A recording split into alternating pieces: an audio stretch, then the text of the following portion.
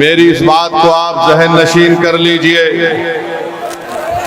कि आज भारत में मैंने जो बात पार्लियामेंट में कही थी वो आज आपके सामने कहना चाहता हूं कि आज भारत में जो 17 करोड़ मुसलमान हैं,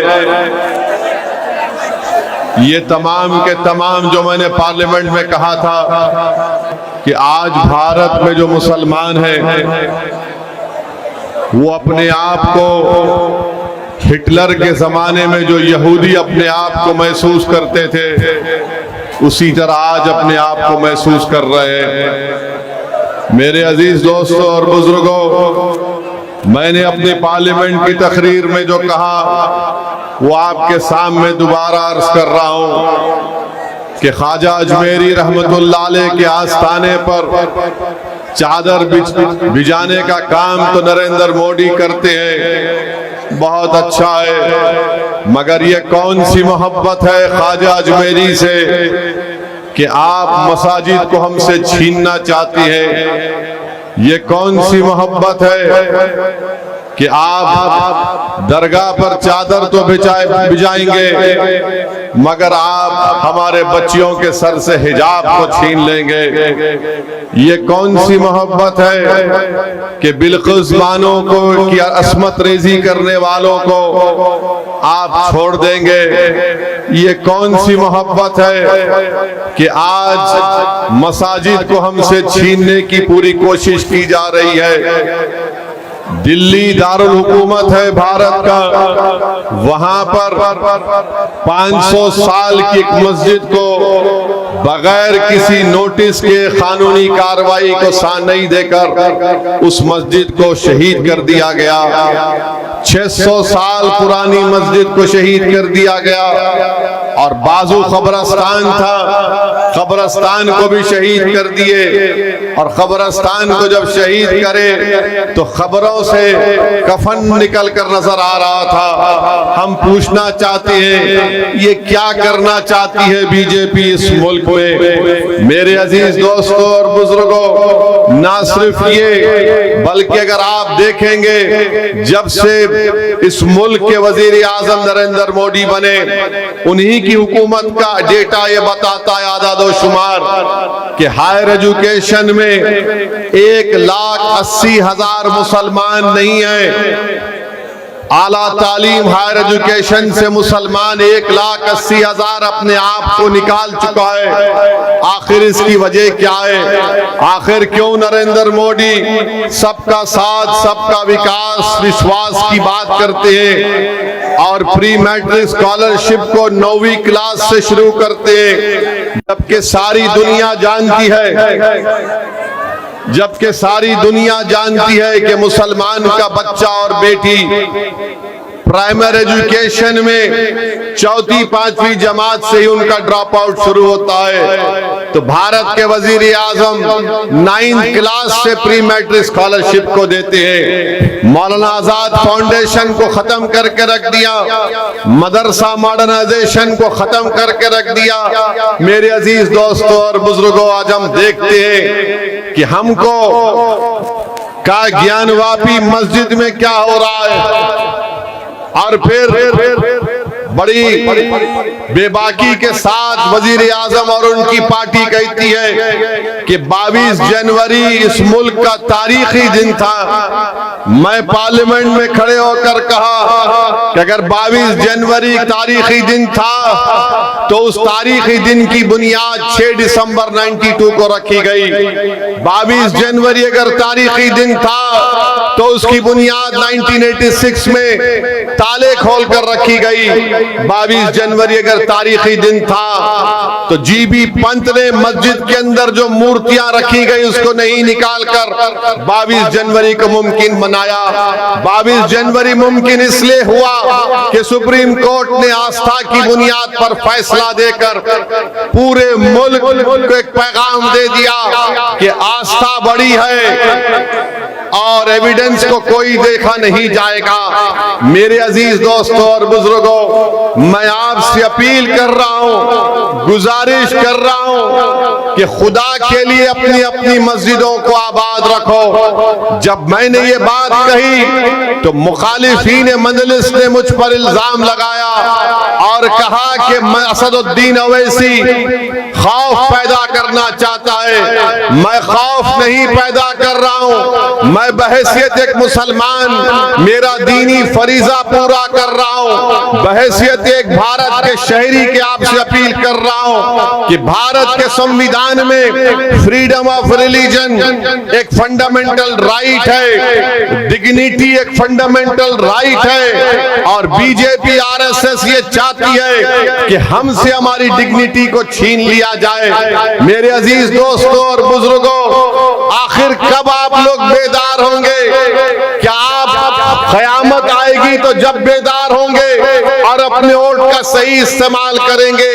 याद रखो भारत के मुसलमानों, मेरी इस बात को ज़हन नशीन कर लो कि बीजेपी को रोकने की जिम्मेदारी सिर्फ 17 करोड़ मुसलमानों की नहीं है। बीजेपी को रोकने की जिम्मेदारी हर समुदाय के जिम्मेदारों की है, मगर हम ये समझते हैं कि सिर्फ हमारी जिम्मेदारी है। अरे बताओ, आखिर कब तक आप इन्हीं सियासी हरकतों पर अमल करते रहेंगे? बताइए, भारत की पार्लियामेंट में कितने मुसलमान एमपी हैं? 17 करोड़ तुम्हारी आबादी है, 14% है।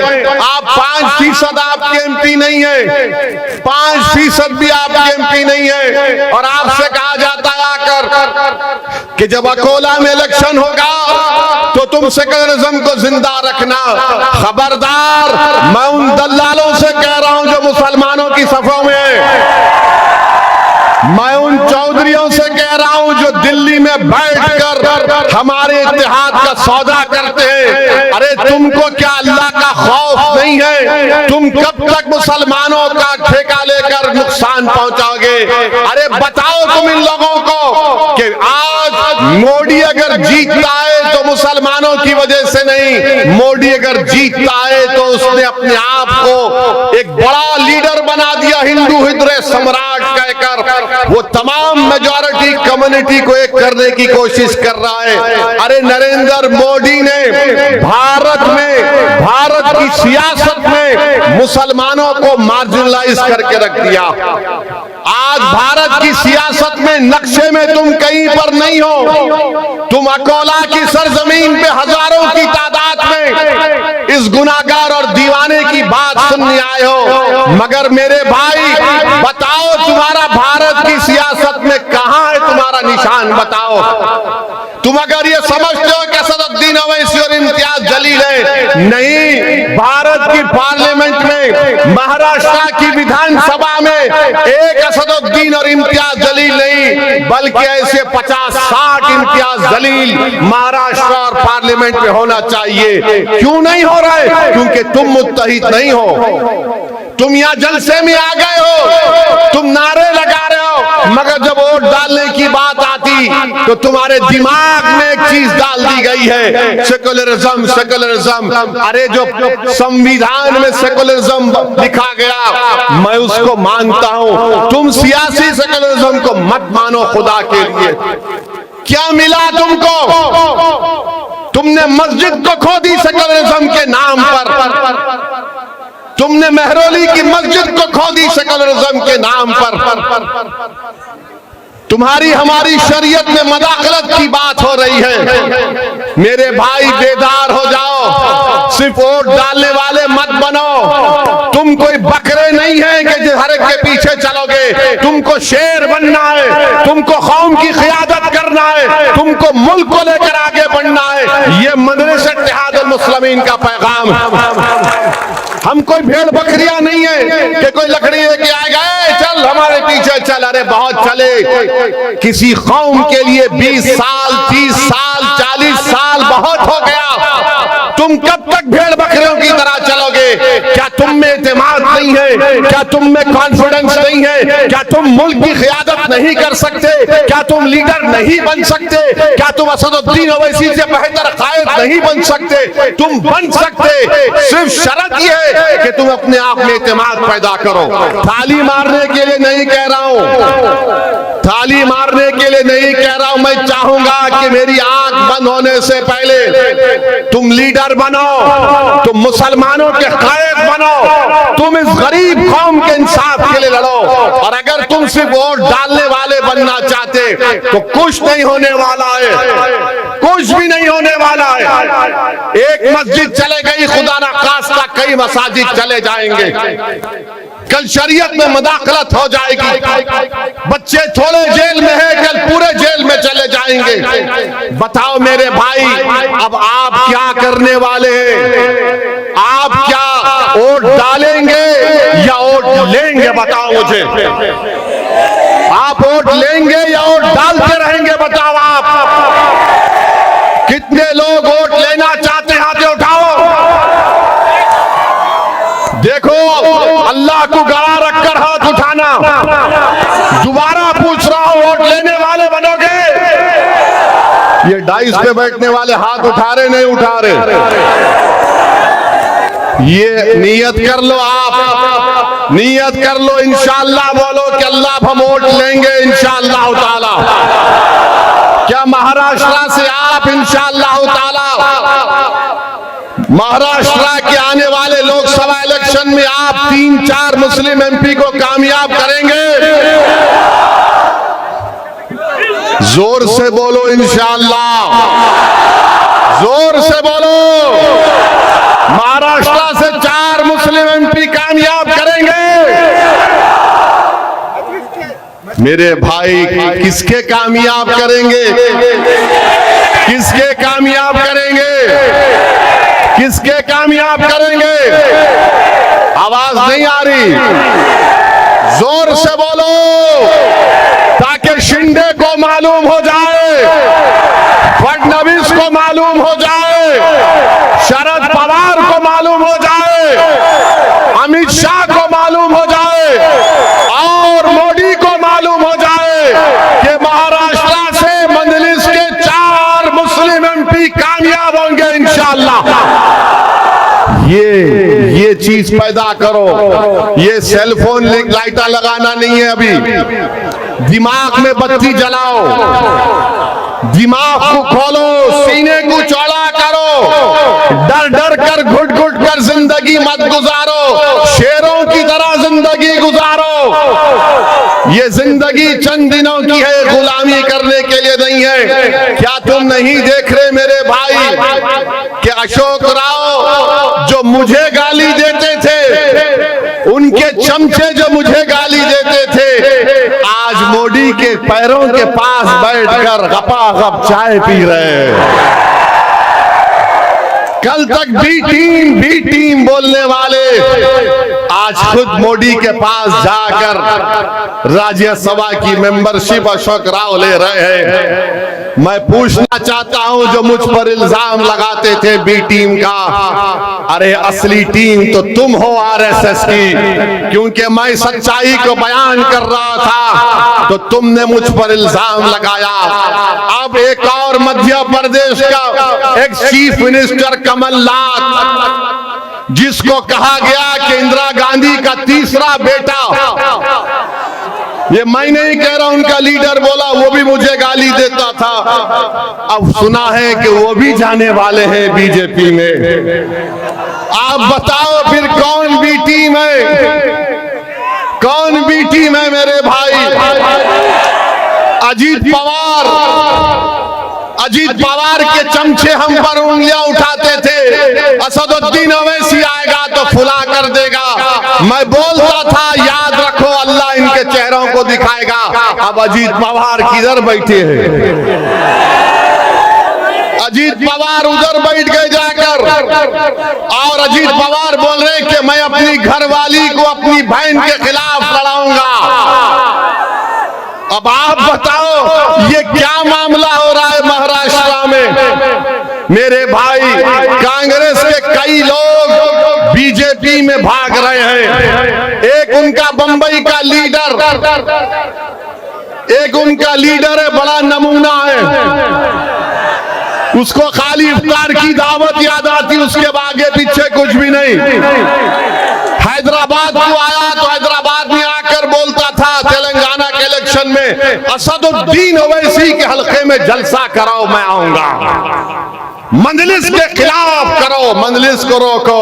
अरे बेशरम, 1.5 महीने में तू चला गया बीजेपी के साथ। कहां गया तुम्हारा वो ईमान और खीरत की बातें करने वाले? वो चले गए। अब वहां पर बैठकर हमको यहां थे पुरानी पार्टी में असदुद्दीन ओवैसी, इम्तियाज जलील बी टीम। मेरे भाई याद रखो, हमेशा नुकसान हमको मुसलमानों से पहुंचा। टीपू सुल्तान को शहीद करने वाले, गद्दारी करने वाले कौन? मुसलमान। सिराजुद्दौला को धोखा देने वाले कौन? मुसलमान। करबला के मैदान में इमाम हुसैन को शहीद करने वाले कौन? मुसलमान। करबला के मैदान में आले रसूल पर पानी बंद करने वाले कौन? मुसलमान। इमाम हुसैन के साथ नमाज साथ पढ़ते और नमाज के बाद तलवार उठाते। मेरे भाई याद रखो, अपने सफों में जो मुनाफिकीन छुपे हुए उनको पहचानो। आपके और हमारे सफों में जो मोदी, अमित शाह और ये तमाम पार्टियों के लोग छुपे हुए नास्तीन के सांप को पहचानो। इनको तुम पहचान लो, कामयाबी तुम्हारे कदम को चूम लेगी। तुम पहचानो तुम्हारी सफाओं में कौन तुम्हारा दोस्त है, कौन तुम्हारा दुश्मन है। पार्लियामेंट में हमने एक मुस्लिम एमपी है, किसी और पार्टी के नाम नहीं लूंगा। पार्लियामेंट में बहस हो रही थी, मुझे फोन किए ओवैसी साहब आजा पार्लियामेंट जा रहे। मैंने कहा जाऊंगा, आखिरी दिन है। बोले वो डिबेट हो रही उसके ऊपर, मैं आपकी तकरीर सुनूंगा। मेरा आप भी आओ, आकर बैठो। बोले नहीं नहीं, हमारी पार्टी बोली नहीं जाना। और जब मैंने पार्लियामेंट में ये जितने कांग्रेस के, राष्ट्रवादी के, ये जितने सेकुलर लोग हैं, इनसे एक ही सवाल करना आइंदा जब आएंगे आपके पास, इनसे एक ही बात पूछो, क्या तुम अपनी जबान से बाबरी मस्जिद बोल सकते? नहीं बोल सकते? पूछो इन लोगों से, पूछो इन लोगों से। हम जब पार्लियामेंट में खड़े होकर बोले हमारा ईमान क्या है मुसलमानों का, एक जगह जिस जगह मस्जिद बन गई, मस्जिद है, रहेगी, और जब क़यामत आएगी तो अल्लाह पहले दुनिया के मसाजिद को उठा लेगा, उसके बाद दुनिया का खात्मा होगा। कैसे खात्मा होगा? मसाजिद उठाई जाएंगी, आसमान को चादर की तरह अल्लाह पलट देगा, समंदरों से आग निकलेगी, 6 महीने का बच्चा, उसके सर के बाल सफेद हो जाएंगे। ये क़यामत के आसारात हैं। आपसे कह रहा हूं, हमने बाबरी मस्जिद जिंदाबाद का नारा लगाया, अमित शाह के सामने नारा लगाया, बाबरी मस्जिद जिंदा है और रहेगी इंशाअल्लाह ताला। ये नहीं बोल सकेंगे। अब ये बात क्या बोलेंगे सेकुलर पार्टी गठबंधन के लोग, महाविकास के, ये भड़काऊ भाषण देता है। अरे भड़काऊ भाषण नहीं दे रहा हूं। क्या तुम्हारे दिलों में जो जज्बात छुपे हुए मैं उसको बयान कर रहा हूं या नहीं कर रहा हूं? बताओ मुझे। क्या तुम्हारे दिलों में बाबरी मस्जिद है या नहीं है? बताओ मुझे। तुम्हारे दिलों में तकलीफ है नहीं है बाबरी मस्जिद की? बताओ मुझे। अगर है तो नारा लगाओ मेरे साथ, नारे तकबीर। अब कल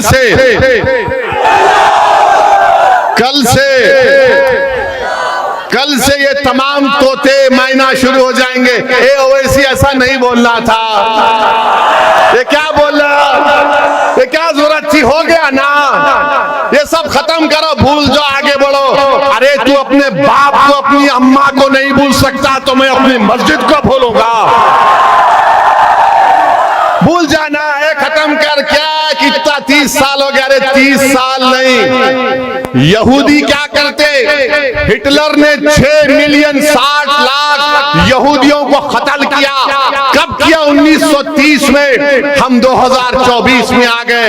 हर साल यहूदी जू हॉलोकॉस्ट को याद रखते तो भारत के मुसलमानों को भी 6 दिसंबर को याद रखना पड़ेगा।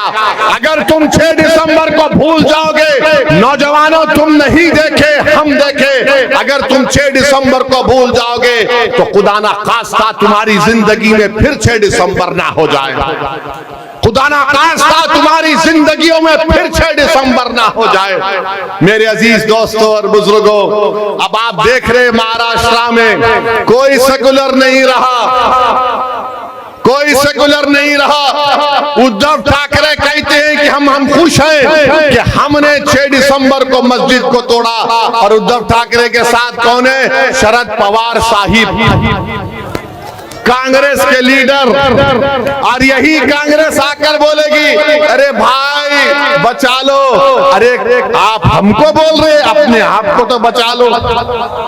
पंजाब में सिद्धू जा रहा है, सुना बीजेपी में, वो लाफ्टर शो का होस्ट, वो जा रहे हैं बीजेपी में। कांग्रेस में फिर क्या होगा ये कांग्रेस पार्टी वाले बताएंगे देश को।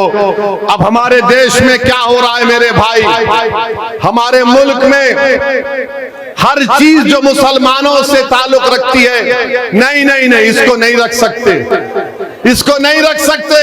कोई बोल रहा है कि देश में रहना है तो ये बोलना पड़ेगा, हमको ले जाकर मुगलों से मिला देते। अरे भाई मैं क्या औरंगजेब का स्पोक्स पर्सन हूं, मैं क्या बाबर का स्पोक्स पर्सन हूं, मगर आपको बता रहा हूं एक चीज, या कितने लोग कुर्ता पहन कर आए? इम्तियाज जलील भी आए, आज नहीं पहने। कितने लोग कुर्ता पहन कर आए? मोदी भी कुर्ता पहनते ना, उद्धव ठाकरे भी कुर्ता पहनते ना, इम्तियाज भी बड़ा खूबसूरत दिखता कुर्ता पहन के। ये कुर्ता कहां से आया? ये कुर्ता कहां से आया? ये कुर्ता कहां से आया मालूम तुम्हारे को? अरे वो बाबर दिया जी कुर्ता। ये प्याज खाते आप लोग? प्याज कहां से आई?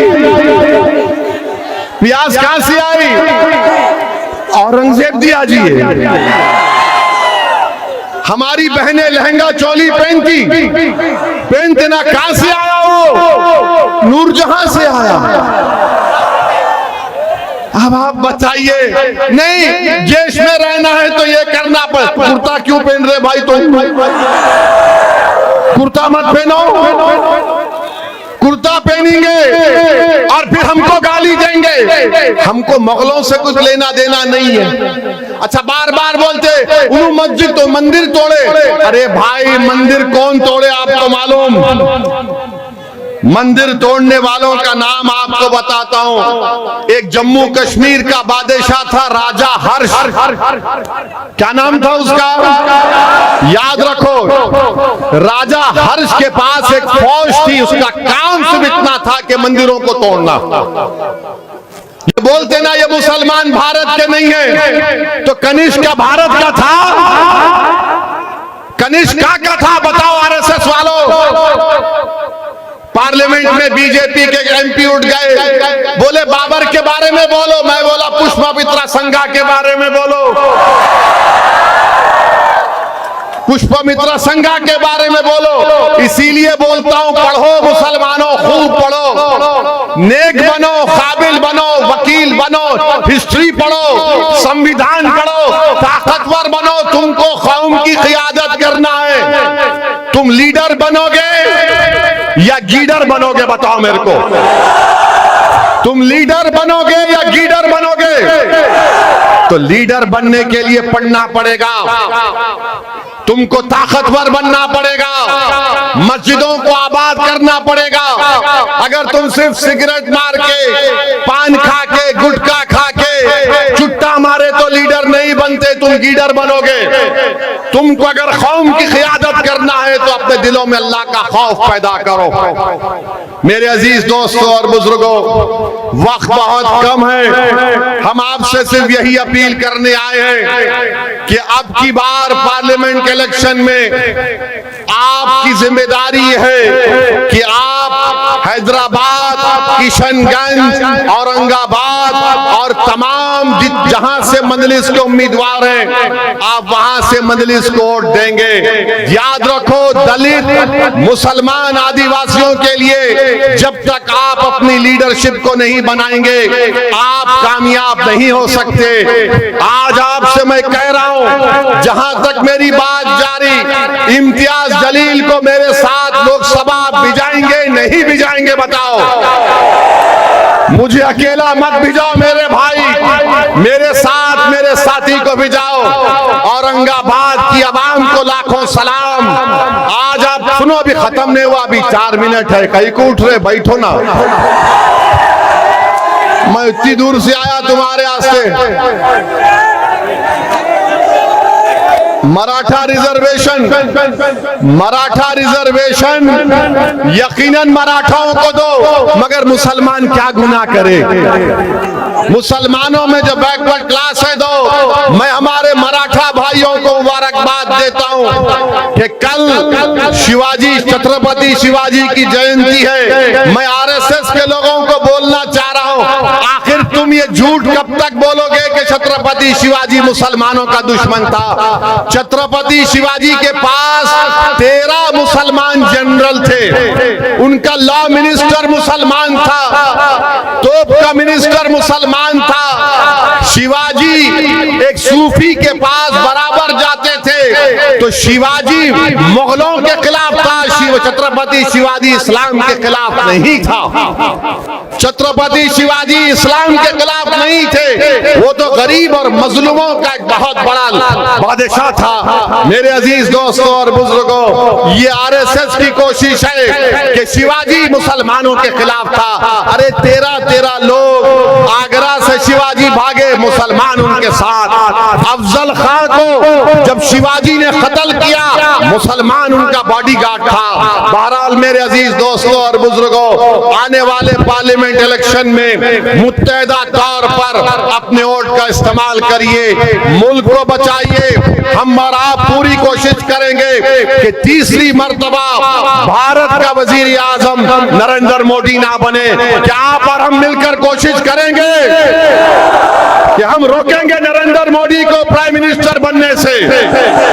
आप मजलिस के 4 एमपी को कामयाब करेंगे महाराष्ट्र से, इम्तियाज जलील को कामयाब करेंगे। जोर से बोलो, इम्तियाज जलील जिंदाबाद, इम्तियाज जलील जिंदाबाद, मजलिस इत्तेहादुल मुस्लिमीन जिंदाबाद, हमारा इत्तेहाद जिंदाबाद, जोर से हमारा इत्तेहाद जिंदाबाद, हमारा इत्तेहाद जिंदाबाद। मुट्ठी बनाकर बोलो, नारे तकबीर, नारे तकबीर। बहुत बहुत शुक्रिया। अस्सलाम वालेकुम।